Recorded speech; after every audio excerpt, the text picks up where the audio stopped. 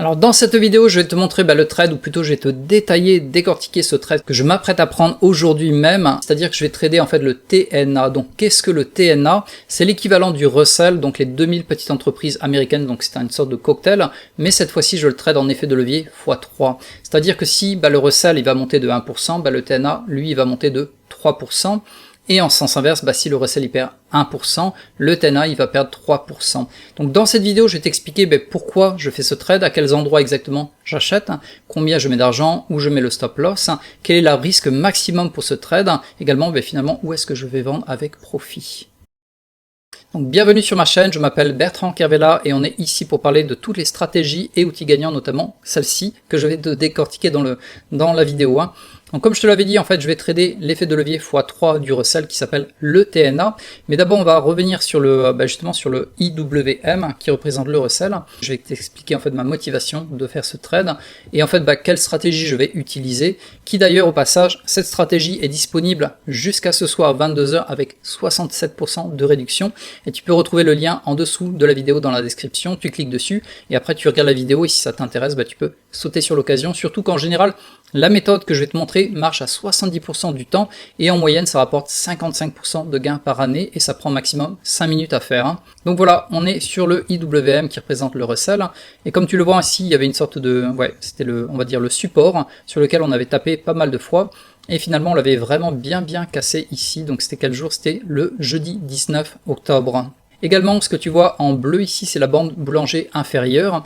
Et quand on casse vraiment justement le support, mais également on sort à l'extérieur de la bande boulanger, notamment ce jour-là, à ce moment-là, je vais ouvrir un trade et 70% ça marche. Donc 70% je vais gagner de l'argent et 30% du temps, malheureusement, je vais perdre un peu d'argent.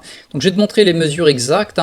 Donc voilà, si on reprend l'analyse, à partir du moment où on a cassé le support, que l'on est descendu pendant quelques jours, notamment ça fait 1, 2, 3, 4, 5, 6 jours négatifs, presque consécutifs, à ce moment-là, on est presque obligé d'avoir ce que l'on appelle un rebond.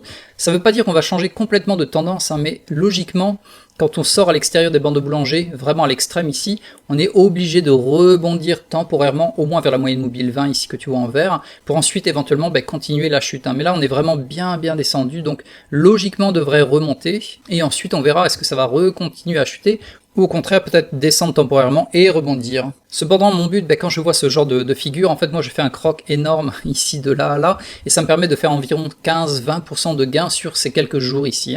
Et donc tu te dis peut-être 15-20% c'est énorme quelques jours, mais c'est simplement parce qu'on va trader justement en effet de levier, le x3 ici, le TNA. Donc nous revoilà sur le TNA, et je vais te montrer maintenant les points d'entrée, les points de sortie, notamment éventuellement le stop loss ou le take profit que je mettrai un peu plus haut.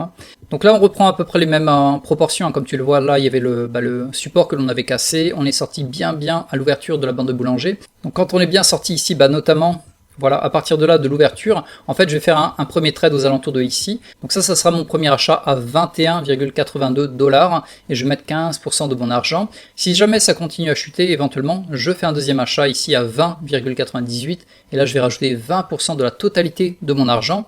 Et si on continue à chuter, d'autant plus, et qu'on arrive aux alentours de 12,5 de baisse, là, c'est mon dernier achat pour lequel je vais mettre 15% de mon argent et finalement le stop loss il est environ ici, à 13,5% plus bas que le signal que j'avais reçu ici. Donc voilà à peu près, la stratégie est simple, elle se répète, ça marche 70% du temps.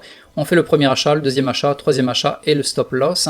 Par contre naturellement c'est pas garanti qu'on va choper les achats et encore moins garanti que ça remonte immédiatement, et donc peut-être que 30% du temps malheureusement le trade sera perdant. Et voilà, si jamais je te montre également en termes de perte, combien est-ce que je peux m'accorder à perdre. Donc j'ai déjà fait les maths, de toute façon. Ça c'est le premier achat, deuxième achat, troisième achat.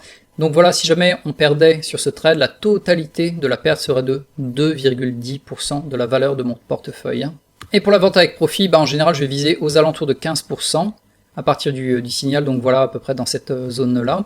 Et donc si jamais mon premier achat il passe, parce que on est légèrement au-dessus au niveau du pré-marché, ça je voyais tout à l'heure sur l'US 2000 on appelle ça les futures, également il est légèrement plus haut, il est ici. Donc est-ce que l'on va choper le premier achat? Ça on va le voir tout à l'heure, mais cependant si jamais mon premier achat il passe, jusqu'au take profit ici, c'est quand même 22% de gain sur cet achat.